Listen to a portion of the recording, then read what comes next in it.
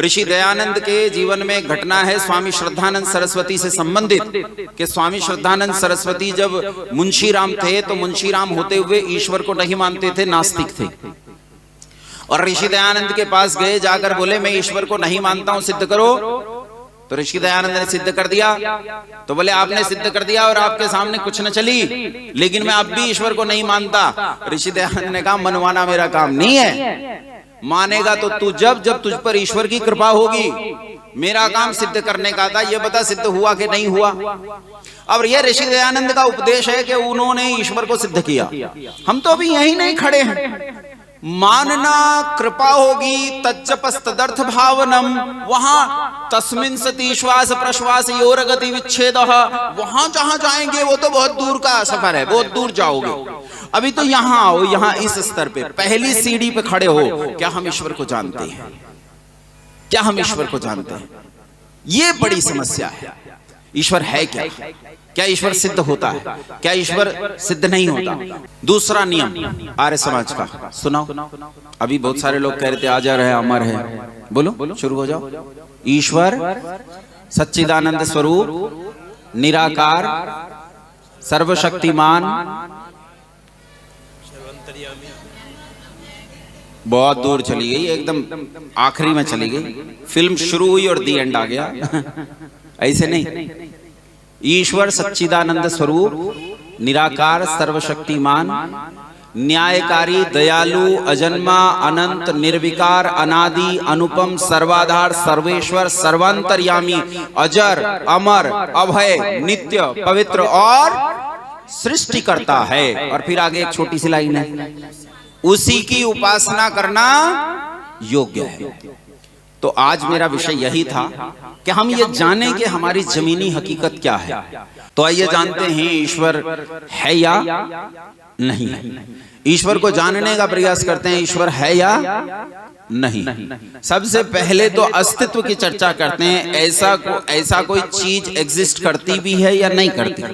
ऐसा तो नहीं, ऐसी कोई चीज एग्जिस्ट ही नहीं करती है और हमें खामखा बहका दिया गया है और हम बहकर एक ऐसे अंधे कुएं में बढ़ते जा रहे हैं जिसका कोई सिरा आने वाला नहीं है। ऐसा तो नहीं है।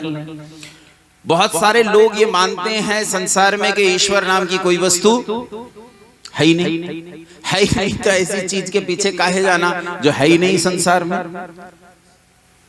ऐसा करने की जरूरत नहीं है, आवश्यकता नहीं है। आवश्यकता है तो पहले ये ढूंढो कि ईश्वर है या नहीं। आओ थोड़ा सा विचार करते हैं। पहले अस्तित्व पर विचार करते हैं। नहीं है तो उसे भी दम से स्वीकार करने की हिम्मत रखो, और है तो भी स्वीकारो। अच्छा, ये मेरे सामने हर्षित का स्टैंड है, मतलब उसके मोबाइल का स्टैंड है।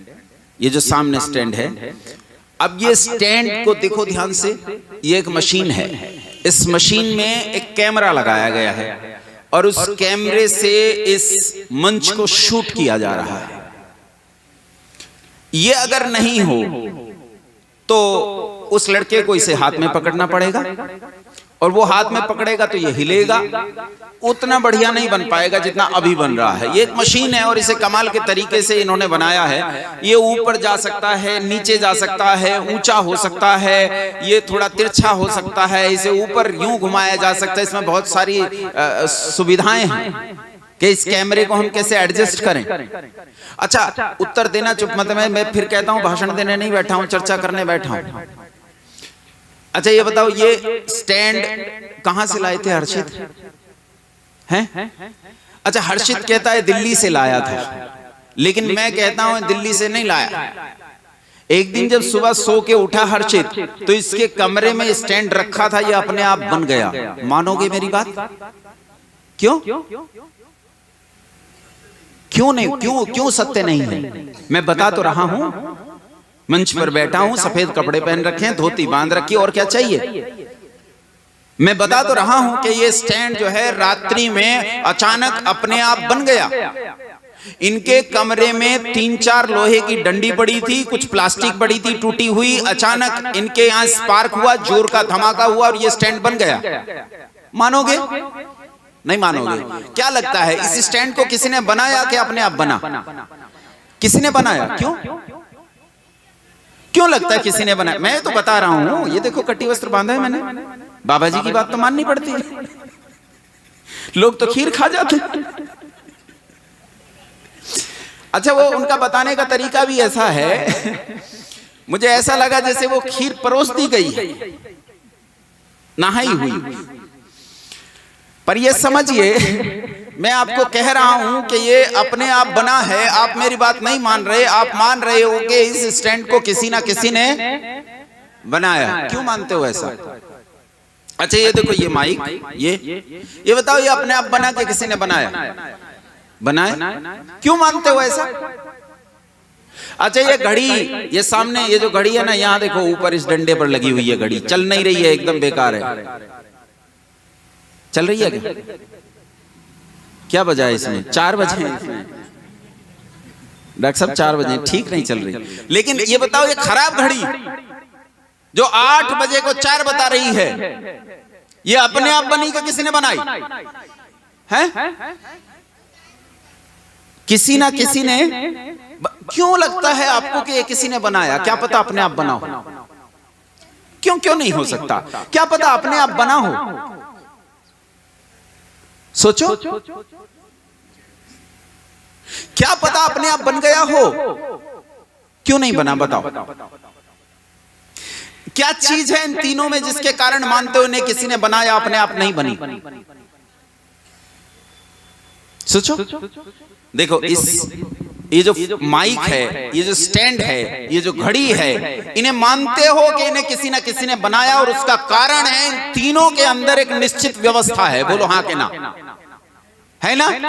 इनके अंदर एक व्यवस्था है। और ये पहला सिद्धांत लिखो कि संसार में कोई व्यवस्था व्यवस्थापक के बिना पैदा नहीं हो सकती। संसार में अगर व्यवस्था है तो उसका सीधा कारण है कि कोई ना कोई व्यवस्थापक है। बिना व्यवस्थापक के संसार की कोई व्यवस्था बन। ये टेंट हाउस है, यह अपने आप लगा क्या? आपने सोचा कि 11 तारीख में वेद मंदिर का कार्यक्रम होगा, रात में प्रार्थना की, आपने वो लोटे वाला जल छिड़का और टेंट बन गया। ऐसा होता है क्या?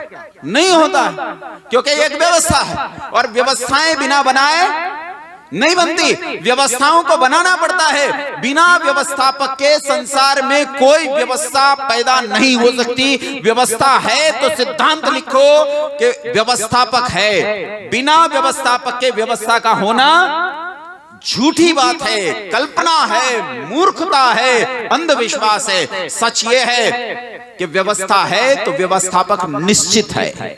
बात समझ में आ गई? अच्छा, इससे मुश्किल मशीन, इससे ज्यादा जटिल मशीन इसके ऊपर लगी है मोबाइल, और मोबाइल से ज्यादा जटिल मशीन पर जाओ कंप्यूटर्स, कंप्यूटर में और जटिल जाओ सुपर कंप्यूटर, परम कंप्यूटर, और जटिल जाओ और जटिल मशीन ढूंढो। आकाश में घूमने वाला सैटेलाइट, या जेनेवा के नीचे जमीन में खोदकर बनाई गई वो मशीन जहां हिग्स और बोसॉन पैदा किए गए, या एटम बॉम्ब। सबसे जटिल मशीन सोचो, कौन सी सबसे जटिल मशीन है? ये संसार की, देखो ये लाइट जल रही है, एलईडी बनाई गई। इस सदी की सबसे बेहतरीन खोज है ये एलईडी। इस सदी में इससे बढ़िया आविष्कार दूसरा नहीं माना गया। जब अभी पिछले दिनों चर्चा हुई थी कि सबसे बड़ी खोज क्या है इस सदी की, तो इस सदी की सबसे बड़ी खोज क्या गिनी गई थी? ये एलईडी गिनी गई थी। हमारे घरों में 100 वाट के बल्ब जलते थे, 10 दिन चलते थे, खराब हो जाते थे। इसकी लंबाई भी ज्यादा है चलने की, ज्यादा दिन तक चलती है, और 7 वाट खाती है और 100 वाट से ज्यादा रोशनी लेती है। कितनी जटिल मशीन है इसके भीतर। और सोचो कंप्यूटर, ये मोबाइल होता है ना, इसके अंदर मशीनें भाई, ये किस पर चलता है? इसके अंदर बहुत सारी चीजें हैं, लेकिन सारी चीजों को कंबाइन करके जो चलाता है वो प्रोसेसर होता है। इसके अंदर प्रोसेसर है। वो प्रोसेसर कैसे काम करता है सोचो। सैटेलाइट कैसे काम करता है वो सोचो। कमाल की व्यवस्थाएं हैं, जबरदस्त। और ये सारी व्यवस्थाएं हैं, इसका मतलब इनके पीछे व्यवस्थापक है कि नहीं? यहां तक बात समझ में आ गई? इतनी बात समझ में आ गई कि व्यवस्था है तो व्यवस्थापक जरूर होगा। पहली बात, अस्तित्व तो यहां एक चीज का समझ में आ गया कि व्यवस्था है तो व्यवस्थापक है। अब संसार की सबसे जटिल मशीन ढूंढो। क्योंकि जितनी सरल मशीन होगी उतनी थोड़ी बुद्धि से बन जाएगी, और जितनी जटिल मशीन होगी उतनी ही ज्यादा बुद्धि लगेगी। छोटे बच्चे होते हैं ना, मेले में जाते हैं, वो खरीद के लाते हैं, हॉर्न लाते हैं, पूं, ऐसे उसमें लंबी पूंछ उठती है, वो फूंक मारता है, उसमें तेज आवाज आती है और ऐसे लंबी पूंछ उठती है। वो एक मशीन है भाई, एक मशीन है। लेकिन ये देखो, अभी बज रहा था, अभी नहीं बज रहा। इसे बजाने की भी एक व्यवस्था है, खामखा नहीं बजता है। मेरे जैसे लोग नहीं बजा सकते जो बेताले और बेसुरे हैं, पता ही नहीं बेचारे को कैसे बजता है। मैंने बतावा है, बिल्कुल मना कर दिया इसने बजने से। ये एक मशीन है, इसमें एक व्यवस्था है, लेकिन इसकी अपनी जटिलता है और उस बाजे की अपनी जटिलता है। दोनों में ज्यादा बुद्धि किसमें लगेगी बनाने में, बोलो? उस बाजे में या इस बाजे में, बोलो? अच्छा, इसमें ज्यादा बुद्धि लगेगी या इस मोबाइल फोन में? अच्छा, मोबाइल में ज्यादा कि कंप्यूटर में ज्यादा? अच्छा, कंप्यूटर में ज्यादा या सैटेलाइट में ज्यादा? सैटेलाइट में ज्यादा। अच्छा, दुनिया की सबसे जटिल मशीन ढूंढो। ये मशीनें हैं या मानव शरीर? सबसे जटिल मशीन कौन सी है? अच्छा बताओ, व्यवस्थित है कि अव्यवस्थित? बोलो। क्या ये बिटिया सामने वाली, क्या तू ये कभी चाहती है कि बड़ा जुकाम हो जाता, नाक बड़ा परेशान करता, यहां ना होता यहां होता तो अच्छा होता? कोई सोचता है?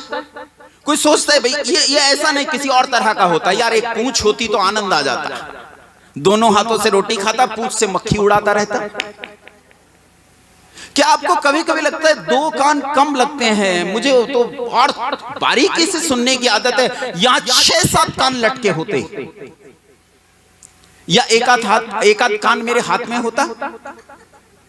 या कोई ये सोचता हो कि ये लड़की क्या पैदा हो गई भाई, 8 हाथ वाली लड़की पैदा होती है? क्या ये सोचता है कोई? कोई नहीं सोचता, क्योंकि सब जानते हैं इससे सुंदर व्यवस्था संसार में दूसरी कोई, बोलो है कि नहीं है? हाँ के ना? बढ़िया व्यवस्था है कि नहीं? एकदम उत्तम व्यवस्था, और कमाल की जटिलता से बनाई गई है। कितनी बुद्धि है देखो। ये कैमरा देखो, कैमरा, ये सब रिकॉर्ड कर रहा है। ये कैमरा रिकॉर्ड कर रहा है ना, दिखा रहा है मुझे। अगर ये कैमरा यहां से निकाल दिया जाए, डॉक्टर के पास जाओ, ये बैठे हैं डॉक्टर साहब, हम डॉक्टर साहब से कहें कि डॉक्टर साहब ये कैमरा तो खराब हो गया, एक नया कैमरा लगा दो, क्या लगाया जा सकता है? ऐसा कैमरा लग सकता है? नहीं लगता, नहीं लगता। ये इतनी जटिल मशीन है कि इसका एक छोटा सा कंपोनेंट भी आप ढूंढकर संसार से नहीं ला सकते। एक एपरेटस इस बॉडी में ऐसा नहीं है जिसका स्थानापन्न आपके पास कुछ हो। किडनी खराब हो जाती, ये खून को छानना बंद कर देती है, तो उसके लिए एक बड़ी मशीन होती है, डायलिसिस होता है, डायलिसिस, खून को छाना जाता है। लेकिन आप जानते हो ये वैसा नहीं छान पाती, ये वैसा नहीं छान पाती जैसे इस किडनी के अंदर नेफ्रॉन्स छानते हैं। इस किडनी के अंदर छोटी छोटी छलनी होती हैं, नेफ्रॉन्स होते हैं, बहुत बारीक नेफ्रॉन्स होते हैं, लाखों करोड़ों की संख्या में होते हैं। उनमें से खून छनता है, हर समय छन रहा है। कमाल है, ऐसा अद्भुत छलनी लगा दी है कि पूरा खून छन रहा है, एक भी गड़बड़ी नहीं होती। अरे कमाल की बात है, उसमें लिक्विड भी छन रहा है, यूरिक एसिड छन रहा है भाई, केवल सॉलिड नहीं छन जाता, उसमें उस सॉल्यूशन में सॉल्यूशन छनता है, सॉल्वेंट छनता है, सॉल्यूट छनता है, सब छनता है। तुम्हारे सारे राउंड्स हुआ फेल। कमाल की मशीन है। डायलिसिस कितने में होता होगा डॉक्टर साहब? 5-10 हजार में हैं? डायलिसिस 5-5 हजार में, 3-3 हजार में डायलिसिस होता है एक दिन में, और ये फिर बढ़ता जाता है। पहले हफ्तों में, फिर दिनों में होने लगता है, और फिर डॉक्टर क्या कहते हैं? बस जी, जय राम जी की, काम खत्म हो गया भाई साहब, ले जाओ, कुछ दिन जिएगा फिर मर जाएगा। अगर इसे बदलवा लो, किसी का ले लो, पड़ोसी का, भाई साहब एक किडनी, 2 हैं आपके पास, एक मुझे दे दो, और उसकी किडनी लगा दी जाए तो ये लंबा नहीं चलता है, कुछ दिन बाद मर जाएगा। एक नेता सुनी थी ना आपने, नेत्री थी एक, सुषमा स्वराज, क्या खराब हुआ था? किडनी खराब हुई थी। पैसा थोड़ा था क्या? पहुंच थोड़ी थी क्या? डॉक्टर कम बुद्धिमान थे क्या? लेकिन सब लगाया गया, पर क्या बचा पाए? नहीं बचा पाए, नहीं बचा पाए भाई, नहीं बचा पाए, नहीं बचा पाते। मेरी माँ बहुत कम आयु में मर गई, उन्हें लीवर में एक बीमारी हो गई, उसे पीलिया बोलते हैं, हिपेटाइटिस भी बोलते हैं। उन्हें हिपेटाइटिस हो गया, लाख कोशिशें की गई लेकिन हम नहीं बचा पाए, वो मर गई, वो मर गई। लीवर का कोई स्थानापन्न नहीं है, इस शरीर में कुछ रिप्लेसमेंट नहीं हो सकता। अच्छा बताओ व्यवस्थित है कि नहीं है? कमाल की मशीन है कि नहीं है? अच्छा व्यवस्था है तो बोलो व्यवस्थापक होगा कि नहीं? किसी ने तो बनाया है। किसने बनाया है बताओ? माँ ने बनाया है। माँ से कहो लेरी ऐसी त्वचा का टुकड़ा बना के दिखा, चले रक्त की बूंद बना के दिखा, बना सकती है? इसका मतलब माँ को नहीं पता ये कैसे बना है। पिता को पता है, डॉक्टर को पता है, साइंटिस्ट को पता है। पता होता तो बना लेता है, बच्चे छाप छाप के देता। तुझे कैसा चाहिए इंजीनियर, ले भाई। कैसा चाहिए डॉक्टर, छापा और दे दिया। छप रहे हैं कहीं। कुछ लोग कहते हैं आजकल क्लोन बनते हैं, टेस्ट ट्यूब बेबीज बनते हैं, वो बन जाते हैं। लेकिन भैया बिना इस शरीर की सहायता के कुछ भी नहीं बनाया जा सकता। इसी में से ओवा लिया जाता है और इसी में स्पर्म, और उन्हें फ्यूज किया जाता है टेस्ट ट्यूब के अंदर, उसमें फ्यूज किया जाता है। केवल इतना ही थोड़े, अरे जो कोशिका में प्रोटोप्लाज्म और साइटोप्लाज्म है, वो प्रोटोप्लाज्म के बिना संसार में कुछ भी बनाया नहीं जा सकता, शरीर से संबंधित कुछ भी नहीं। और ये प्रोटोप्लाज्म बनाना संभव, बताओ व्यवस्था है कि नहीं है? तो व्यवस्थापक होगा कि नहीं होगा? हाँ कि ना? अच्छा ये बताओ, दुनिया में सारे वैज्ञानिकों को इकट्ठा करो और कहो इस शरीर की एक बूंद बना यार, बस एक बूंद, सारे मिलके बनाओ तो बना सकते हैं? बना सकते हैं? आज तक नहीं बना, अब क्या बनाएंगे? अगर बना भी ले तब भी मुझे आपत्ति नहीं। तब भी एक बात तो साबित हो गई कि ये जिसने बनाया है, ये मशीन जिसने बनाई है, ये व्यवस्था जिसने दी है, वो संसार के सारे लोगों से थोड़ा बुद्धिमान के ज्यादा बुद्धिमान। और जो संसार में सबसे ज्यादा बुद्धिमान हो उसे कहते हैं सर्वज्ञ। क्या कहते हैं बोलो? संस्कृत भाषा में सर्वज्ञ कह लो, संस्कृत भाषा में क्या कहते हैं उसे? सर्वज्ञ कहते हैं। पहली बात, व्यवस्था है तो व्यवस्थापक है कोई ना कोई, और वो व्यवस्थापक कैसा है? सर्वज्ञ। कैसा है? अब यहां से एक बात पकड़ के चलना, सतवचन महाराज नहीं और सांचे दरबार की जय नहीं। मेरी बात सिद्ध नहीं हो तो आके मेरा हाथ पकड़ना कि झूठ मत बोलो, झूठ नहीं मानेंगे। कटी वस्त्र से सच नहीं हो जाती बात कि मेरे पास धोती है, इससे बात सच नहीं हो जाती। बात सच होती है जब वो साबित होती है। बिना प्रमाणित हुए संसार में कोई बात माननी ही नहीं चाहिए। समझ में आ गई? अच्छा ये बताओ, जड़ और चेतन तो जानते हो, कल भी बताया था मैंने। जो जीवित हैं वो सारे क्या हैं? चेतन हैं। और जो जड़ हैं वो सारे मरे हुए हैं, यानी जिनमें जीवन नहीं है। या तो मरे हुए हैं या उनमें जीवन है ही नहीं। जिसमें जीवन नहीं है उसे जड़ कहते हैं, और जिसमें जीवन है उसे क्या कहते हैं? अब एक छोटी सी बात का उत्तर दो, चुप मत रहना पीछे तक। ये बैक बेंचर्स बिल्कुल ध्यान नहीं देते पढ़ाई लिखाई में, फेल हो जाओगे फिर बाद में। जब एग्जाम्स आते हैं फिर जवाब कल सुबह दे पाया कोई जवाब? ये पहले बैक बेंचर्स थे, आगे आ गए, अब होशियार हैं। इसलिए बात का उत्तर देना मेरे। एक वो जिनमें जीवन है उन्हें चेतन कहते हैं, और जिनमें जीवन नहीं होता उन्हें क्या कहते हैं? जड़ कहते हैं। मुझे ये बताओ, बुद्धि किसके सहारे रहती है? जड़ के सहारे के चेतन के सहारे? उत्तर दो, किसके सहारे? मैं अभी जीवित हूं, बोलो जड़ हूं के चेतन? अगर मैं मर जाऊं तो जो शव पड़ा होगा वो चेतन होगा कि जड़ होगा? बुद्धि किस में रहती है? उस शव में कि इस जीवित में? इसका मतलब बुद्धि किसके सहारे रहती है? चेतन के सहारे रहती है। अगर बुद्धि चेतन के सहारे रहती है तो जो सर्वोच्च है वो जड़ होना चाहिए या चेतन? उत्तर दो भाई, कैसा होना चाहिए? चेतन। अर्थात वो जो व्यवस्थापक है वो सर्वोच्च है और चेतन है। कैसा कैसा है बोलो? अच्छा आधा आधा काम करते हैं। मेरी बहन के साथ भी तो ताली बजाई ना, तो मेरा भी साथ दो। है तो बोलो कम से कम, बोलो सर्वज्ञ। अरे है बोलने में भी। भोजन तैयार है भाई, इतने क्यों घबरा रहे हो? सर्वज्ञ चेतन, बोलो फिर से, सर्वज्ञ चेतन, जिसे दो दो बार कह चुके हो है। क्या आप कह सकते हो नहीं है? अरे जब उसकी सर्वज्ञता सिद्ध की तो उसका अस्तित्व सिद्ध किया, जब चैतन्य सिद्ध किया तो अस्तित्व सिद्ध किया। बोलो अस्तित्व है कि नहीं है? तीन बात। पहला वो सर्वजय है, दूसरा वो चेतन, और तीसरा वो अस्तित्व वाला है। चौथा ताकत देख लेते हैं, इसकी ताकत जांच लेते हैं, ताकत कितनी है, ताकत कितनी है। ये देखो ये, अच्छा गति के नियम पढ़े आप लोगों ने? गति के नियम, अच्छा मैं पढ़ाता हूं, फिजिक्स में गति के नियम पढ़ाए जाते हैं, मैं पढ़ाता हूं गति के नियम। पहला नियम ध्यान से सुनो, इसे कहते हैं जड़त्व का सिद्धांत, पेपर में आएगा पक्का, इसलिए ध्यान से सुनो। ये जड़त्व का सिद्धांत है, और जड़त्व के सिद्धांत को अंग्रेजी में कहते हैं law of inertia. Law of inertia कहता है, जड़त्व का सिद्धांत कहता है कोई वस्तु स्थिर है तो स्थिर बनी रहेगी, गति में है तो गति में बनी रहेगी, जब तक इस पर कोई बाह्य बल आरोपित न किया जाए। ये रुकी है, इसे चलाना है तो मुझे बाहर से बल लगाना पड़ेगा। रुकी है, चलाना है तो बाहर से बल, बोलो तो थोड़ा बल तो लगाओ। रुकी है, चलाना पड़ेगा तो बाहर से बल लगाना पड़ेगा। यह फिजिक्स का सिद्धांत है, पूरी प्रकृति में लागू होता है, पूरी प्रकृति में। अब दूसरा नियम सुनो, दूसरा एक और सिद्धांत गति का ये कहता है कि यदि इस वस्तु को मुझे गति में लाना है तो इसके द्रव्यमान के बराबर या इसके द्रव्यमान से ज्यादा बल लगाना पड़ेगा, तो ये वस्तु गति में आएगी, अन्यथा ये गति में। अच्छा ये सोचो, इसे तो हम धक्का देकर चला सकते हैं, इसे भी चला सकते हैं, लेकिन क्या इस मंच को चला सकते हैं? अच्छा क्या वेद मंदिर को खिसका सकते हैं? ये बहुत ज्यादा ऐसी जगह हो गया, चलो इसे खींच के पंचकुला लेके चलते हैं। संभव है, खिसकाया जा हम खिसका सकते हैं कि सारे लोग मिलके हम धक्का देके हिला सकते हैं क्या?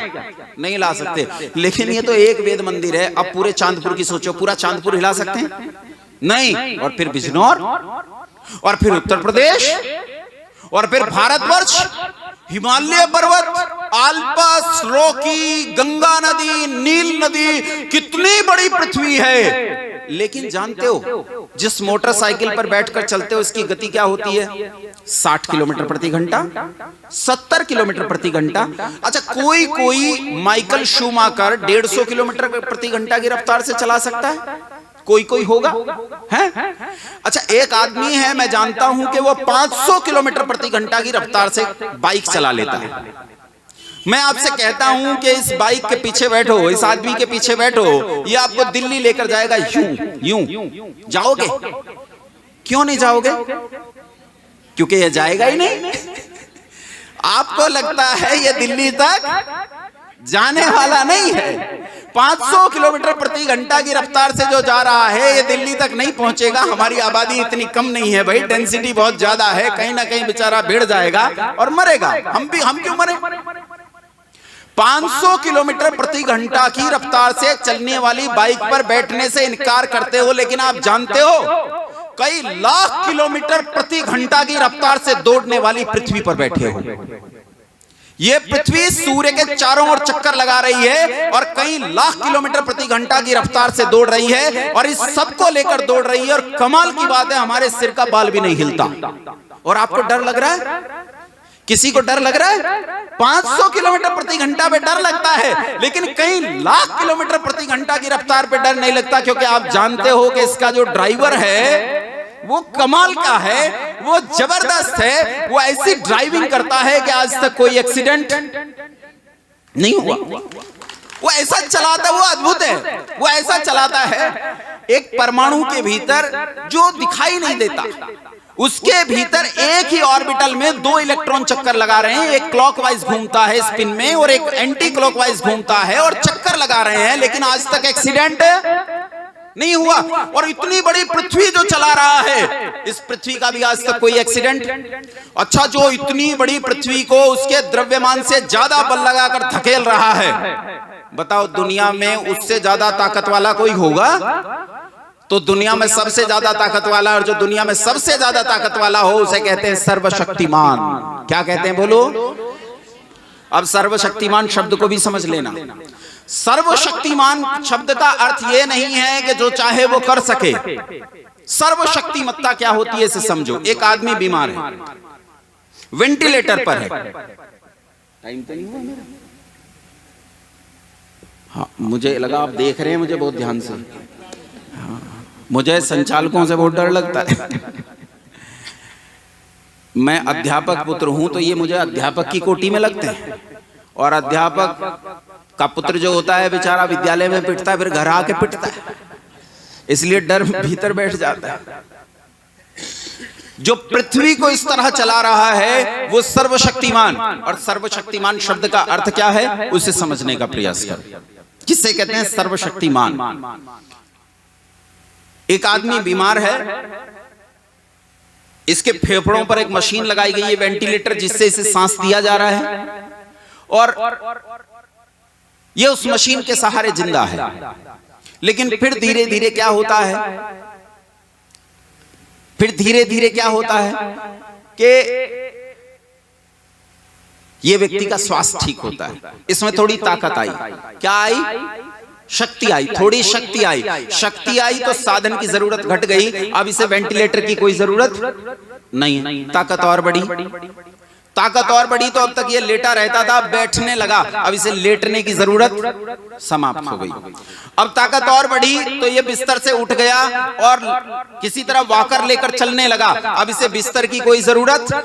ध्यान देते ना, ताकत बढ़ रही है, साधन घट रहे हैं। ताकत बढ़ रही है और साधन घट रहे हैं। अब ये कुछ दिन बाद ताकत और बढ़ी तो इसे वॉकर की भी कोई जरूरत नहीं, अब ये एक लाठी के सहारे चलता है। ताकत और बढ़ी तो अब इसे इस लाठी की भी जरूरत नहीं है, ये दीवार पकड़कर चल लेता है। ताकत और बढ़ी तो अब इसे इन दीवारों की भी जरूरत नहीं है। जैसे जैसे ताकत बढ़ती जाती है साधनों की आवश्यकता घटती जाती है, और ताकत बढ़ते बढ़ते जब अंतिम अवस्था में पहुंच जाती है, जब अल्टीमेट हो जाती है, तो साधनहीनता की स्थिति आ जाती है, फिर साधन की कोई जरूरत नहीं रह जाती। तो सर्वशक्तिमान उसे कहते हैं जिसे अपने काम करने में किसी की सहायता की आवश्यकता ना हो, उसे कहते हैं क्या? सर्वशक्तिमान। और यह शरीर क्या है?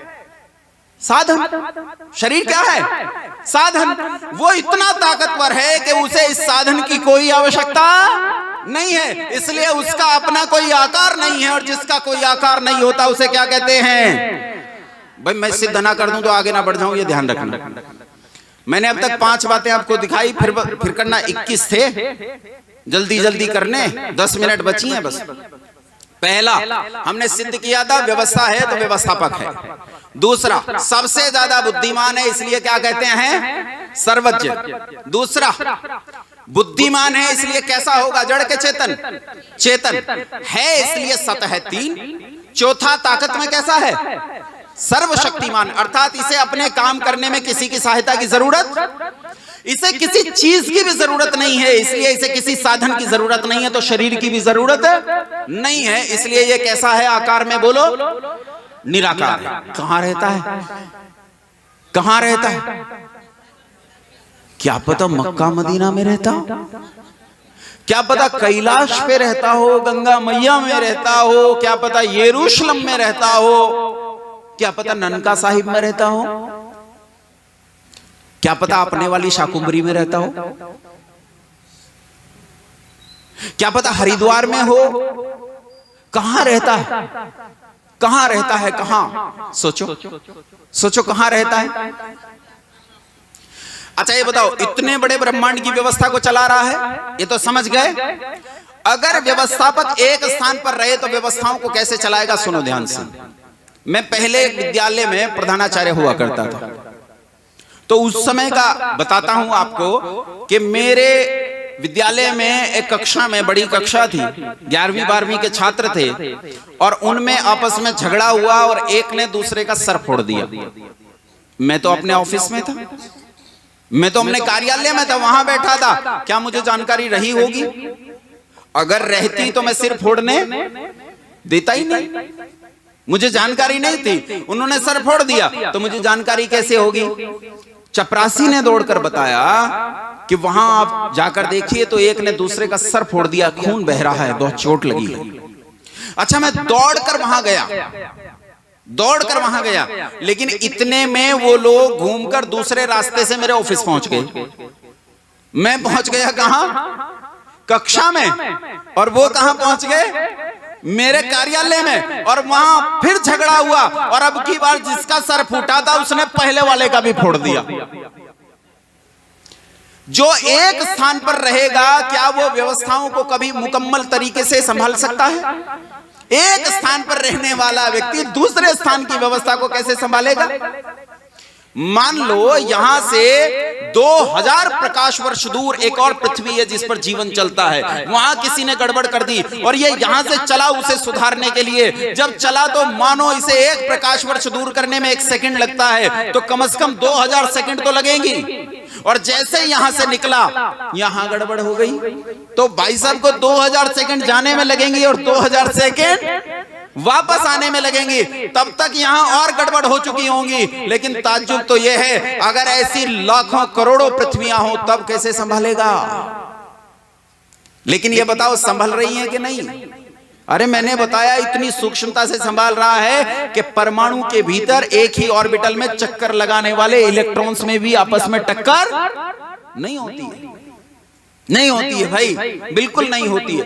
एक ही परमाणु के अंदर कितनी चीजें भरी पड़ी हैं, इसी में इलेक्ट्रॉन, इसी में प्रोटॉन, इसी में न्यूट्रॉन, इसी में एंटी पार्टिकल्स हैं, इसी में पॉजिट्रॉन्स हैं, इसी में पाई और मेसॉन है, इसी में हिग्स और बोसॉन है, इसी में क्वांटा है, इसी में क्वार्क है, पता नहीं कितना है इसी के भीतर। लेकिन व्यवस्था कैसी चल रही है? आपके घर में कोई परमाणु फटा? आज तक फटा हो किसी के घर में परमाणु? अगर फट जाए तो अरे परमाणु का फटना ही तो परमाणु बम वाली स्थिति बना देगा, दिक्कत हो जाएगी ना। इसलिए नहीं फटता तो ये तय पाया जाता है कि ये व्यवस्थाओं को ठीक चला रहा है, और जो व्यवस्थाओं को ठीक चलाएगा उसे हर व्यवस्था के पास रहना पड़ेगा। इसलिए कहते हैं वो व्यवस्था के पास खड़ा है, या यूं कह लो कि कण कण में व्यापक है, हर स्थान पर रहकर व्यवस्था को चला रहा है। और जो सब स्थान पर रहता है उसे कहते हैं, बोलो क्या कहते हैं? ओमनी प्रेजेंट, सर्वव्यापक, सब जगह, कोई जगह उससे खाली है ही नहीं। फिजिक्स के सिद्धांत देने वाला एक वैज्ञानिक डाल्टन जब सिद्धांत समझ नहीं पाया, गड़बड़ी होती थी, इसमें ये चूक, इसमें ये चूक, इसमें ये चूक, तो उसने एक पदार्थ की कल्पना की। वो कहता है एक पदार्थ है ईथर जो सब जगह भरा हुआ है। अरे वो ईथर नहीं भोले आदमी, वो ईश्वर है जो सब जगह भरा है, और इन सारे विज्ञान के सूत्रों का सूत्र है, इन सारे सूत्रों का सूत्र है। उसे कहते हैं सर्वव्यापक। क्या कहते हैं? सर्वव्यापक। 2 मिनट बची हैं, या ऐसा करूं कि 10 मिनट छीन लूं? छीन लें? ठीक है डॉक्टर साहब, धन्यवाद। अच्छा, उन्होंने अनुमति दी नहीं, हमने वैसे ही धन्यवाद दे दिया। कई बार कोई हमें पानी देने आता है तो हम पीकर धन्यवाद देते हैं, कई बार नहीं पीते तब भी कह देते हैं धन्यवाद। सर्वव्यापक कैसा है? सर्वव्यापक, निराकार, सर्वशक्तिमान है, सत, चेतन और सर्वज्ञ। कैसा है? ये मैंने कुछ गुण बताए। आगे देखो कैसा है, आगे देखो कैसा है। ये सारे गुण मैंने उसके कामों को देखकर सिद्ध किए। कामों को देखकर सिद्ध किए तो बोलो करता है कि नहीं? कर्ता सिद्ध हो गया। कर्ता सिद्ध हो गया कि नहीं हुआ? कर्ता सिद्ध हो गया। अच्छा, कैसा करता है? क्या कोई काम देखते हो कि वो कर रहा है? कहीं दिखता हो काम? आपके घर में कुछ लिपाई पुताई करता हो, या कभी कभी ऐसा होता हो कि भाई मेरा जो परीक्षा थी, देख भाई हिंदी विंदी की तो मैं दे लूंगा, फिजिक्स और गणित की तू दे जा। कभी सहायता करता हो? ऐसी कोई सहायता किसी की हो? या फिर ऐसा होता हो कि माँ आज थकी है, माँ कहती है आज रोटियां नहीं बनेंगी, तो वो कहता हो चलो कोई बात नहीं, रोटियां आज मैं बना देता हूं, किसी की रोटी भी नहीं बनाता। फिर क्या करता है सोचो? किसी किसान का खेत जोतता हो, या सुरेंद्र जी यहाँ आकर बैठ गए, सुबह से बैठे हैं सुरेंद्र जी, या ये कहता हो कि चलो आज आप वेद मंदिर का कार्यक्रम संभालो, मैं आज आपकी दुकान संभाल लेता हूं। नहीं, ये सुबह भाग गए यहां से, हमें अकेला छोड़ के। नहीं, कार्यक्रम तो पूरा करके गए, लेकिन फिर ये चले गए और बोले कि वो बैंक का काम था मुझे, तो बैंक का काम करने गए। अब यहाँ जरूरी काम चल रहा है, वहां भी एक जरूरी काम है, दोनों इन्हें करने पड़े। ऐसा नहीं कि ईश्वर आ जाए, चल भाई एक काम मैं कर देता हूं, नहीं करता। एक काम बताओ जहां करता हो ईश्वर, कहीं दिखता है? हमें रहना प्रैक्टिकल, हवाई बातें नहीं करना। जैसे सुबह माता जी ने बताया था, आकाशवाणी हुई, है माता जी आई थी ना, अभी भी आई है माता जी,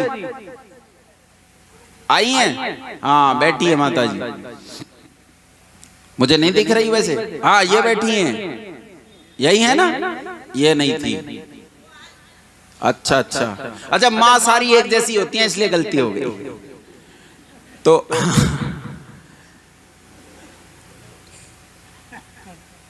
कैसा है, कैसे काम करता है, क्या करता है?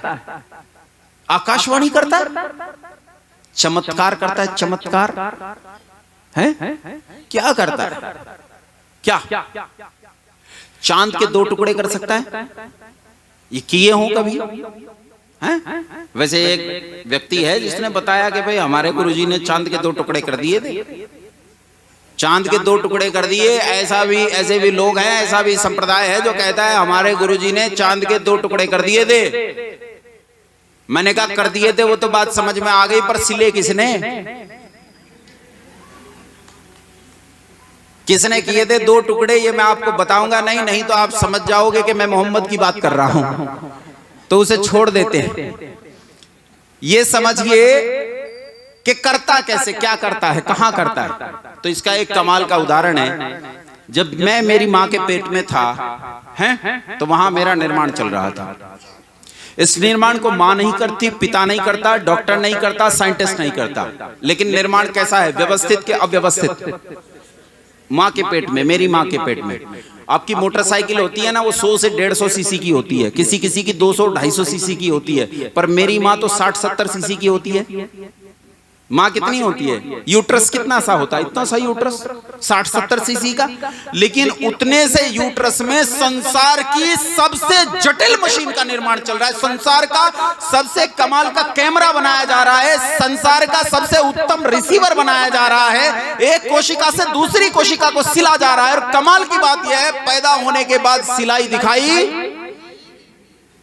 इस तरह काम करने वाला होने से क्या कहलाता है, करता। क्या कहलाता है, बोलो क्या करता है? काम क्या क्या है इसके? 5 काम, बस यही 5 काम करता है, दूसरा कोई काम नहीं करता। क्या क्या 5 काम करता है, सुनो। पहला काम है, ये सृष्टि का निर्माण करता है। दूसरा, ये सृष्टि का पालन करता है। तीसरा, ये सृष्टि का उच्छेद करता है। चौथा, ये सृष्टि के लिए नियम कानून तय करता है, उसका संविधान बनाता है, वेद देता है। और चौथा है, जीवों को उनके कर्मों के अनुसार फल देता है। ये इसके काम है, इनके अलावा संसार का कोई काम ये। लेकिन लोग क्या कहते हैं, लोग कहते हैं जल थल अग्नि आकाश अनिल सब पर तेरी सत्ता, प्रभु इच्छा के बिना कहीं पर हिल न सके। झूठी बात। लोग कहते हैं उसकी मर्जी के बिना संसार में एक पत्ता भी, फिर ये बलात्कार भी क्या उसकी मर्जी से होते हैं? तो क्या ये डकैतियां, चोरियां, अत्याचार, अनाचार, भ्रष्टाचार, देश के देश बर्बाद हो रहे हैं, क्या उसमें उसकी मर्जी शामिल है? बात झूठी है। वो केवल 5 काम करता है, इन 5 के अलावा छठा काम नहीं करता। हम हमारे काम करते हैं, हम हमारे काम करने में स्वतंत्र हैं, वो हमारे काम में दखल देता नहीं है और हम उसके काम में दखल दे नहीं सकते। दोनों के काम पूरी तरह अलग अलग। समझ में आया? ऐसा करता है। और देखो कमाल का करता यह कि मेरी मां के पेट में मुझे बुन दिया और बहन जी की मां के पेट में बहन जी को बुन दिया। कमाल की बात यह है, जैसी त्वचा मेरी बुनी गई वैसी ही त्वचा उनकी बुनी गई। जैसे ब्लड मेरा बनाया गया वैसा ही ब्लड उनका बनाया गया। जैसे मेरा कैमरा सेट किया गया वैसे ही उनका कैमरा सेट किया गया। पूरा का पूरा मशीन को उतनी ही व्यवस्था के साथ। दोनों अलग अलग लैब में बन रहे हैं, दोनों की लैब अलग अलग है, लेकिन मशीन का उत्पादन एक जैसा हो रहा है। बोलो कमी ज्यादा तो नहीं है? नहीं है ना? तो सबका, ये सबका निर्माण करने वाला है। मतलब मेरा भी निर्माण उसी ने किया और आप सबका भी निर्माण, पाकिस्तान के लोगों का निर्माण भी उसी ने किया। वो जो दाढ़ी के साथ मूछ नहीं रखते वो तो उनका अपना काम है, उसे अलग मत मान लेना। कहीं ये कहो कि नहीं जी वहां निर्माण में कमी है, वो निर्माण अलग नहीं, वो दूसरी बात है। वो तो उसका गेटअप है, बेचारा बना कर रखता है? वो तो नबी का नूर है, वो रखना पड़ता है। हाँ, कभी कभी मुझे लगता है ये गेटअप है। कभी कभी मुझे लगता है कि मोहम्मद ने बैठ के सोचा होगा कि दुनिया में इंसान सबसे खतरनाक कैसा दिखेगा। तो जैसे वो कंप्यूटर वाले के पास बैठ के अपना ये जो फ्लेक्स है ये डिजाइन करते हैं ना, तो ऐसे बैठा होगा। बोला एक काम कर, पजामा थोड़ा ऊंचा कर, कुर्ता नीचे कर, नीचे और खींच, और थोड़ा इसे बढ़ा दो, थोड़ा एनलार्ज कर दो नीचे से, हैं? फिर कहा होगा एक काम कर, आंख में सुरमा डाल, मूछ दाढ़ी लगा, अच्छा मूछ हटा दे, मूछ हट, अच्छा सिर पे एक टोपी रख, लेकिन तुरबत सी रख, जाली कर, इसमें जाली कर। शायद बैठकर डिजाइन किया गया है इतना खतरनाक इंसान, लेकिन ये केवल गेटअप डिजाइन किया गया है। इंसान सब उसी ने बनाए हैं। ये सब एक ही फैक्ट्री के प्रोडक्ट है, ये समझ लेना। काला गोरा होना, गेटअप होना, ये वातावरणीय पर्यावरणीय दशाओं के कारण हो सकता है, या हमारे अपने गुण दोषों के कारण हो सकता है, लेकिन सबका बनाने वाला तो ईश्वर कितने हैं बोलो? एक। ईश्वर कितने हैं? अल्लाह एक है। नाम अलग अलग हो सकते हैं भाई, अपने का नाम कोई अलग रख सकता है, कोई सोनू रखता है, कोई चिंटू रखता है, कोई मिंटू रखता है, कोई कूड़ा रख लेता है। नाम अलग अलग रखे जा सकते हैं, एंटिटी तो एक ही है, अस्तित्व तो एक ही है। बात समझ में आ गई? एक है। अच्छा, एक आखिरी बात खटाक से समझ लेती है। अच्छा नहीं, अभी तो है, वैसे मेरे पास 4 मिनट में, बहुत तेज दौड़ता हूं, 4 मिनट में 4 सिद्ध कर दूंगा। एक चीज समझाओ, 2 राजा हैं, दोनों न्याय करते हैं। एक ये है 1 नंबर, 2 नंबर ये। 1 नंबर का राजा और दूसरे नंबर का राजा। अच्छा देखो ये कैसे न्याय करते हैं। ये जो राजा है, ये जो न्याय करता है, इसके पास यूं सोचो 3-4 राजा बना लेता हूं तब ज्यादा समझ में आएगा। ये जो राजा है इसके पास कोई ताकत वाकत नहीं है, न्याय करना चाहता है, बोलो कर लेगा? बोलो कर लेगा? अच्छा एक और राजा है, उसके पास ताकत खूब है, बुद्धि नहीं है, न्याय कर लेगा? बोलो। अच्छा एक राजा है, उसके पास ताकत भी खूब है, बुद्धि भी खूब है, पर 1 नंबर का पक्षपाती और स्वार्थी है, ये न्याय कर लेगा? इसका मतलब न्याय करने के लिए कैसा होना चाहिए? बुद्धिमान होना चाहिए। बिना बुद्धि के न्याय का आकलन कैसे करेगा? ताकतवर होना चाहिए, बिना ताकत के न्याय को लागू कैसे करेगा? हैं? और उसका अपना कोई स्वार्थ नहीं होना चाहिए। अगर उसका अपना कोई स्वार्थ नहीं होगा, बुद्धि पूरी हो, ताकत पूरी हो, तो बोलो न्यायकारी होगा कि नहीं होगा? जिसकी हम चर्चा कर रहे हैं, बुद्धि में कैसा है? सर्वोच्च। बुद्धि में कैसा है? सर्वोच्च। ताकत में कैसा है? बोलो। ये जो इधर वाली बेंच है ना, ये सारे ग्रेस से पास हुए हैं, एक भी जवाब नहीं देता है। ये जो पीछे, और ये शरारत करते रहते हैं, पढ़ते पढ़ते बिल्कुल नहीं है। बुद्धि में कैसा है बोलो? सर्वज्ञ। और शक्ति में कैसा है? सर्वशक्तिमान। और ये बताओ जो सारी चीजों को बनाकर उनके बाहर भीतर ओतप्रोत हो रहा है, जिसकी कोई आवश्यकता नहीं, क्या उसका अपना कोई स्वार्थ होगा? पूरी तरह निस्वार्थ है। बोलो अन्यायकारी के न्यायकारी, न्यायकारी नहीं, शक्ति में पूरा, बुद्धि में पूरा, निस्वार्थपन में पूरा, इसलिए न्यायकारी भी पूरा। यह पूर्ण न्यायकारी है, इसके न्याय में कोई दोष नहीं होता। समझ में आया? अच्छा न्यायकारी क्या करता है? एक जज है, न्यायकारी है। इस जज को किसी ने कहा कि महाराज हत्या तो कर दी है, गलती हो गई, लेकिन माफ कर दो। ये बहुत रिक्वेस्ट करे तो क्या जज माफ कर देगा? अगर न्यायकारी है बोलो, बोलो। अच्छा अगर ये कहे कि भाई साहब 50,000 रुपए की रिश्वत ले लो, अब छोड़ दो, और अगर इसने छोड़ दिया तो बोलो न्याय हुआ क्या? न्याय। अच्छा अगर 5.25 रुपए की रिश्वत लेकर छोड़ दे, देखो अब कैसी लगी भीतर जाकर, है ना? 50,000 में तो ठीक था। 2 बकरों की रिश्वत लेकर छोड़ दे अगर, है? हमारा एक त्योहार आता है, फला त्योहार पे हम कुत्ते बकरे गधे सुअर सब काट के खा जाएंगे। नहीं, शायद सुअर नहीं खाते हैं, क्या पता खा लेते हैं, हमें क्या पता। तो कुछ की शक्ल मिलती है इसलिए मुझे लगता है शायद खाते होंगे। क्या ये 2 बकरों की रिश्वत लेकर माफ कर दे तो वो न्याय होगा? 50,000 रुपए की रिश्वत लेकर माफ कर दे तो क्या यह न्याय होगा? बोलो। क्या 5.25 रुपए की रिश्वत लेकर माफ कर दे तो न्याय होगा? अच्छा अगर इसकी पत्नी बिगड़ जाए जज की, कहे देख भाई ये लड़का मुझे बहुत अच्छा लग रहा है, अपने बेटे जैसा लग रहा है, इसे माफ कर दे, या तो तू इसे माफ कर दे, नहीं तो ये पकड़ अपना कुंडी सोटा, मैं तेरे साथ नहीं रहूंगी। अगर तब ये माफ कर दे, बोलो न्याय हुआ क्या अन्याय? अगली सुनो, अगर इस व्यक्ति को वास्तव में सच्चा पश्चाताप हो जाए और जज भी समझ जाए कि इसे वास्तव में सच्चा पश्चाताप हुआ है और ये कहे कि जज साहब गलती हो गई, वास्तव में गलती हो गई, लेकिन अब जीवन में ऐसी गलती नहीं होगी, ये हृदय से कह रहा हूं, और जज को भी इसके हृदय की सच्चाई का बिल्कुल यथावत ज्ञान हो जाए, तब भी अगर जज इसे माफ कर दे तो जो मरा है उसके और उसके परिवार वालों के साथ जो हुआ वो न्याय के अन्याय? बोलो। इसका मतलब है माफी किसी सूरत में न्याय नहीं हो सकती, माफी अन्याय होती है, अन्याय होती है, अन्याय होती है। जो मत पंथ मजहब गुनाहों की माफी करवाते हैं, जो कहते हैं कि गुनाहों की माफी हो जाती है, आपको गुनाहों से छुट्टी हो जाएगी, वो झूठ बोलते हैं, सफेद झूठ बोलते हैं, आपको बहकाते हैं। ईश्वर संसार में किसी को माफ जब मैं आया यहां तो एक गीत सुन रहा था रास्ते में, राम जी का एक भजन सुन रहा था, उसमें राम जी के स्थान पे ईश्वर रख लो, तो वो कहता है मेरे दाता के दरबार में सब लोगों कर खाता, सब ऐसे थोड़ा सा भोजपुरी है उसमें, तो कहता है मेरे दाता के दरबार में सब लोगन कर खाता, जिसकी जैसी करनी वैसा ही फल पाता, मेरे दाता के दरबार में सब लोगन कर खाता। कहता है जैसा जैसा करता है, इतना सा भी करता है ना, इतना सा भी, इतना सा ही मिलता है। शरीर से करता है, शरीर का उत्तर देगा, मन से कर्म करेगा, मन का फल देगा, वाणी से कर्म करेगा, वाणी का फल देगा, जैसा कर्म करेगा वैसा फल।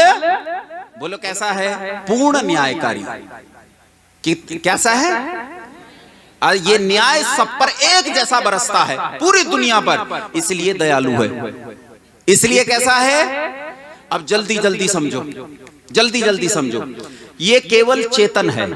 कैसा है? केवल जड़ नहीं, जड़ इतना सा भी नहीं है, जड़ परमाणुओं से मिलकर बनता है, और जो परमाणुओं से मिलकर बनता है उसकी कोई शुरुआत होती है। ये परमाणुओं से मिलकर नहीं बनता, इसलिए इसकी कोई शुरुआत नहीं है, और जिसकी शुरुआत नहीं होती उसे कहते हैं अनादि।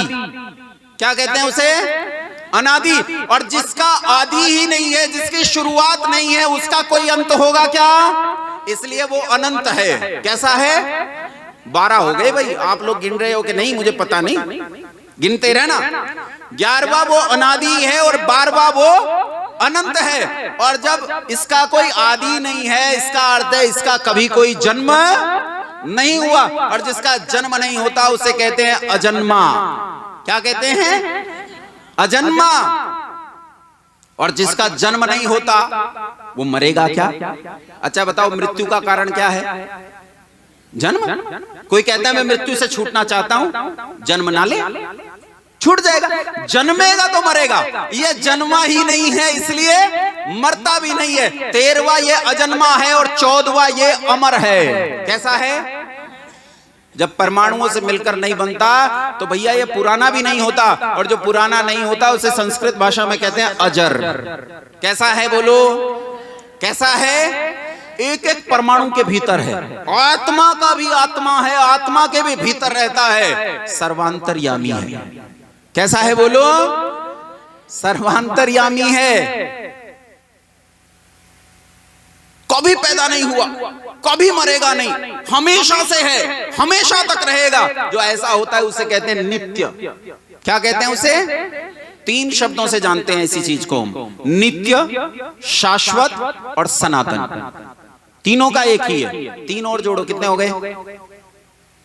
17 के 18 हैं?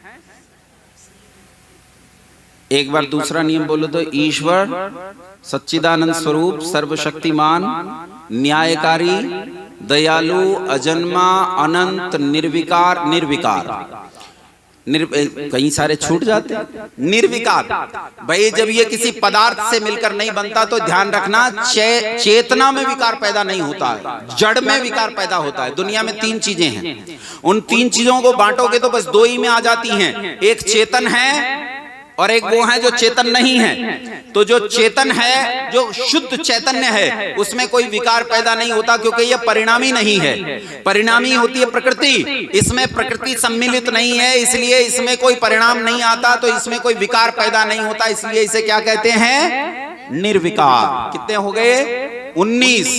और एक बचा सच्चिदानंद स्वरूप। क्या बचा? सत तो मैंने बता दिया अस्तित्व वाला है, चेतन भी मैंने बता दिया कि चेतन है। अब ये समझ लो जिसमें कोई विकार नहीं है, जिसमें कोई विकार नहीं है, जो सृष्टि का कर्ता है, बनाने वाला, पालन करने वाला और प्रलय करने वाला है, जो ऐसा है, उसमें आनंद के सिवाय कुछ नहीं होता, उसमें दुख का लेश भी नहीं है। जो ऐसा है उसे कहते हैं सच्चिदानंद स्वरूप। क्या कहते हैं उसे? बोलो। सच्चिदानंद स्वरूप। और इसमें सबसे शुरू में एक शब्द आया था ईश्वर, आखिरी है ईश्वर। ईश्वर कहते हैं सामर्थ्यवान को। किसे कहते हैं? बोलो। सामर्थ्यवान को। थोड़ी सी ताकत किसी में होगी तो उस ताकत के कारण उसे आप सामर्थ्यवान कह सकते हो, लेकिन वो ताकत जब अल्टीमेट स्थिति पर पहुंच जाती है तो वो ऐश्वर्य का परम हो जाता है, तो उसे परमेश्वर कहते हैं। क्या कहते हैं? समर्थेषु समर्थः स ईश्वरः। जो समर्थों में भी समर्थ है वो ईश्वर या परमेश्वर कहलाता है। ये 21 मैंने गुण बताए और एक मैंने सिद्धि की थी। बात समझ में आ गई कि नहीं? हाँ या ना? अब चर्चा कर पाओगे आगे? अब पूरा नियम कर लेते हैं। नियम पूरा हो गया, एक बार फिर से बोलते हैं, मिलकर बोलते हैं। ईश्वर सच्चिदानंद स्वरूप, न्यायकारी, दयालु, अजन्मा, अनंत, निर्विकार, अनादि, अनुपम, सर्वाधार, सर्वेश्वर, सर्वांतर्यामी, अजर, सर्वव्यापक, सर्वांतर्यामी, अजर, अमर, अभय, नित्य, पवित्र और सृष्टि करता है। उसी की उपासना करना। देखो, मैं आर्य समाज के मंच पे बैठा हूं, यहाँ वाच बहुत तकड़ी रहती है। मुनि जी पीछे बैठे थे, एक एक चीज पे ध्यान था, कुछ गड़बड़ी ना कर दे। एक छूट गया था सर्वव्यापक, खट से पकड़ लिया, ये गड़बड़ी कर रहा है, कहां जा रहा है भाई? एक छूट गया है बीच में। तो यहाँ एक पंक्ति और बनती है, उसी की उपासना करना योग्य है। तो इसके बाद हम उपासना के बारे में चर्चा करेंगे। आप लोगों ने मुझे इतने लंबे समय तक हैं, कल कह रही थी ना कि बच्चे कहते हैं क्या बता रहे हो, what is spirituality, it's a boring subject. I don't have interest even a level of पेनी। एक पैसे के बराबर का इंटरेस्ट मुझे इसमें नहीं है। तो आपने इतने बिना इंटरेस्ट वाले विषय को इतने लंबे समय तक धैर्य से मुझे सुना, या यूं कहूं कि झेला, उसके लिए बहुत धन्यवाद। आप सभी को सादर नमस्ते।